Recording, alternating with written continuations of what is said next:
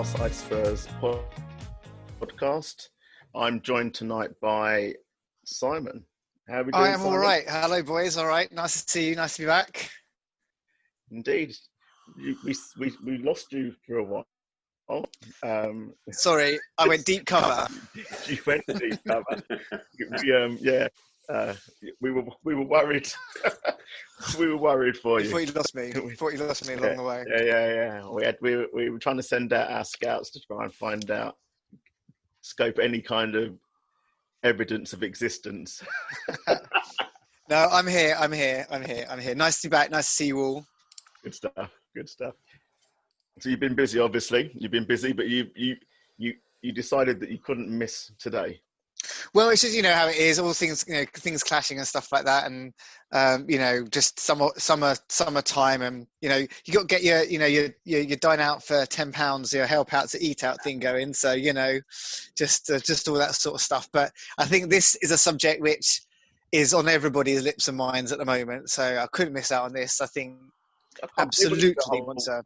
I can't believe we're going to do a whole episode on politics. I mean, Absolutely, because right. there's nothing more important than the new Liberal Democrat leader, and that's what everyone is talking about right now. Yeah. Oh, right, yeah, definitely.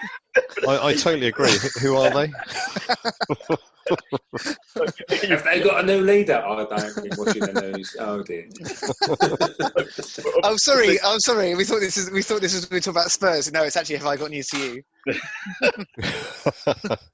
Well, someone's going to have to take over the mantle, because that's being consigned, isn't it, to the dustbin, from what I've heard. So, Oh, really?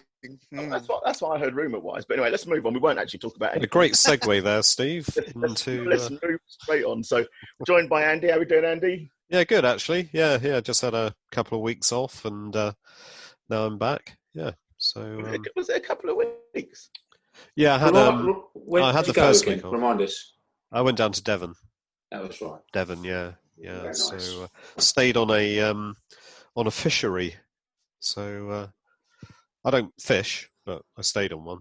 So I can always say that I've done that. And there we go. One of your bucket list and that.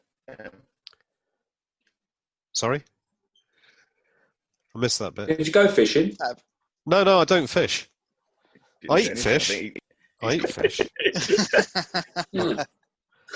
don't, actually. I don't extract them from. You didn't try and catch it. No, unless it's not unless it's in brine, maybe tinned fish in brine. Anyway, we're also joined by Stace. How are we doing, Stace? Yeah, I'm all good. Been very, very busy as per usual. Just finished my last possession at Whitechapel Station, and now I've got a 6-week break before I do our next one. So I'm going to enjoy that. Out for a drink tomorrow night with all the possession game, and get ready for the next set.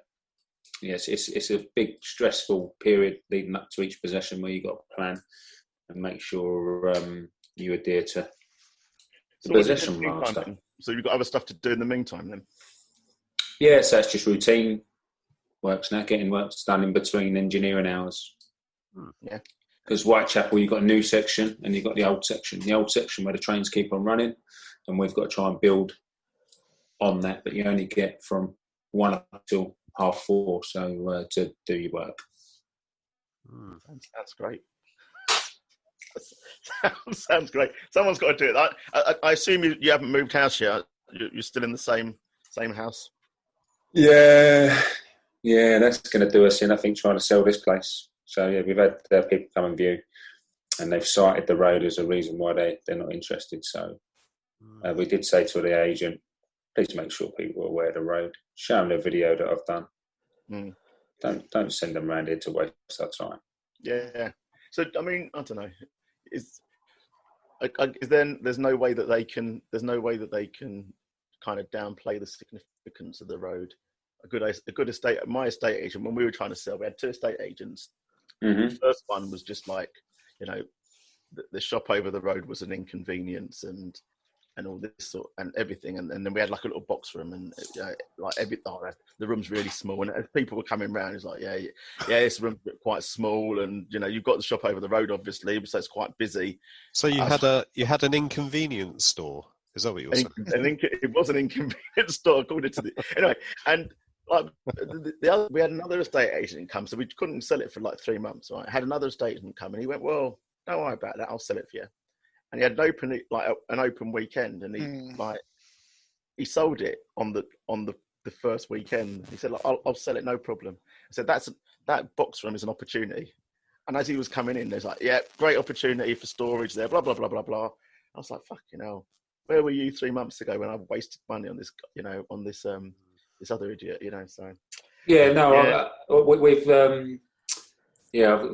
got a plan. Obviously, it's great links. It's really easy to get out of our house and get on the road. Just jump over the fence. I mean, when people come and view it, I'm going to get a high buy on and jump across the fence and stand in just off the road with a pretend gun, and that'll slow everyone down. They won't hear nothing while they're viewing it. You mean a speed gun, don't you? 10-speed gun, yeah. Well, a bazooka. Some of them need a bazooka. If people don't want to buy it, they'll find a reason not to buy it. If they want to buy it, they'll find a reason to buy it. You just got to, just keep going. And summer's always a bit quiet anyway, I think. So I think it's just one of those things. So yeah, you're quite right. It's like, if there's no point in coming if that's going to be their reason, because you can't change that. You can't change the road. No, you see, it comes with the house. You get used to it. Exactly. Yeah. Get thicker windows. Yeah, you don't need that. I'm doing the pod now. You can't hear it, can you? That's because someone's standing outside with a gun. That's right. Kids. Charlie outside going like, "Yeah, you fucking don't make any noise, mate." So Simon, this what you came back for? This and more. So we're probably we're probably the last podcast to touch on this subject. We've had time to reflect, absorb, digest. Reflect and forget, I would have thought. Yeah, exactly. We're not going to come with knee-jerk reaction. We're going to come with deep analysis and thought-provoking content that you just can't get anywhere else. Oh, I wish you told me about that. So, well, oh shit. Okay, well, back to the knee-jerk reaction then.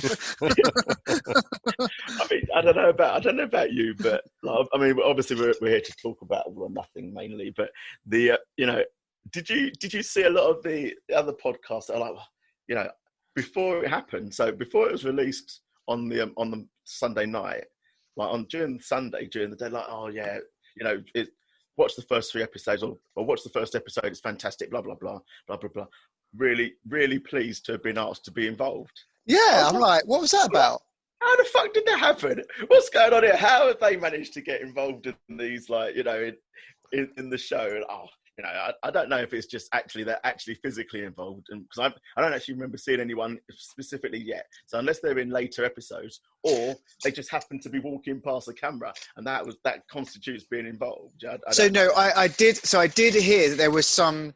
So there's voiceover, and there is kind of like radio and sort of press, there's sort of content in the background. I can't think of the right word for it is, but they've clearly used bits of podcasts that are talking about potch going. Yeah. Sorry, white noise. I'm not sure how to say that, Steve, but anyway, it was more, I think it's basically they use bits of podcasts where they've been talking about potch going or stuff like that as reaction to events that were happening from within the fan base. So rather than it being as you say, unless it's later on, unless it's kind of like direct, it wasn't direct collaboration, or it doesn't come across as that. It looks like they were given permission to contribute. And so that's how I read it. But sorry, going back to your point is, yeah, you're right. They're all kind of saying, so proud to have been involved in collaborating on this. It's like, well, you signed a waiver and you kind of contributed some pre-made content you'd already made and put out in the public domain. So yeah, but chill your boots. It's still good to associate yourself with it, course.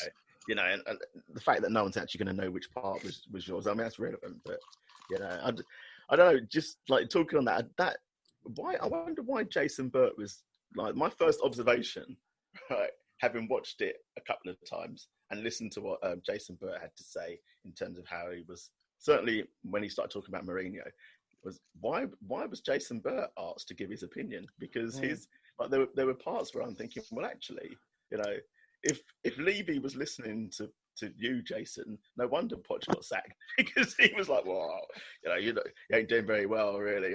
Obviously, they're clearly the players have lost interest and are no longer playing for him. So, yeah, I don't know. So narrative. yes, definitely building a narrative that you could tell. And you can once the arc has been created, you can always find someone to narrate the story. So, and that's clearly what they were going for, because I don't believe for a moment that Daniel or the board or anybody like that made a decision based on a story arc that had been created. This isn't, we're not creating we're not footballers' wives or a drama here. It's a documentary. So I think it's very easy to reverse engineer a narrative, isn't it? To fit something that's already happened. Sort of like, Captain Hindsight and all that sort of thing. But fair enough. He's he writes for a living, and so therefore give him a shot at it. And he's obviously been, again, another contributor from the media world. Yeah, exactly. I just thought, I mean, I know you said, Steve, that what Bert had said might have, affected what Levy's decision might have been. But from what I could tell from Pochettino's demeanour during the first, 20 odd minutes, was he just didn't want to be there, did he? He just looked completely disinterested, and he looked broken, actually. So I think that's more like it. So I don't think he didn't want to be there. I think he just kind of knew the writing was virtually on the wall in terms of how things were happening, what was going on. Yeah, but I think mentally he'd gone. It's a bit like, if you hand your resignation in at work, you've gone, haven't you? And I just think he knew that it was coming. So, and I guess the players knew that as well. I don't know. Well, although they said they didn't they? So, but this is it. I think it's okay. So it's very clear that when we restarted the season, after all the heady high, I mean, don't forget, right? The show starts at the Champions League semi-final against Ajax, which is, as any of us would identify, was probably one of the greatest moments of the season. It doesn't get better than that. And after that heady high, that high of highs, then going into the Champions League final, and then really and truthfully not, performing the way that we should have performed. Yeah. Forget, we're not going to dissect it again, but losing that. No, please don't. We're not going to dissect it again, but then losing that, it was clear to everybody that it was a shit or bust moment. Right? We threw it. It was like if that had come off, anyone could have left the club. It wouldn't have really mattered. We'd won the Champions League. Frankly, everyone could have just sat at home for the next year. Nobody would have mattered, because we would still been drunk and it would all been fine. Isn't that But that shit or bust moment was just irreparable. Poch thought he could, he rolled the dice and fucked it, and the players were exhausted, done. And it was just like, and to come back from that, I think was just a really hard thing to do. And he couldn't put himself out of it. And he couldn't pull the squad out of it. No, I agree. I think it was a natural parting of the ways, really. It was just that, if anything, it went on for too long. To do it. Yeah, exactly. That's right. Well, exactly. Yeah. And unfortunately, if you and I know there's lots of people, their whole, lamenting Poch Club, but, and that's fine. And of course, he was a, lovely bloke. But I think what's become clear to this is it's a team of nice guys, and what you need to do to win. He built he was a ruthless fucker in the beginning. We've forgotten about Townsend, and we've forgotten about Kabul and Kabul. Yeah, right. Yeah, he was a ruthless. He got rid of all those. Right, yeah. But he the old he went native, maybe got comfortable, became a bit of a father figure. And for 5 years, we didn't win anything. And at some point, he's rolled the dice and he's lost. And if you don't come back from that, I'm afraid, it's up, your time is up. Isn't isn't this where you where we've just said about Jason Burt being brought in to create the narrative? That's exactly the same with what Amazon have done with with the Pochettino story. Because if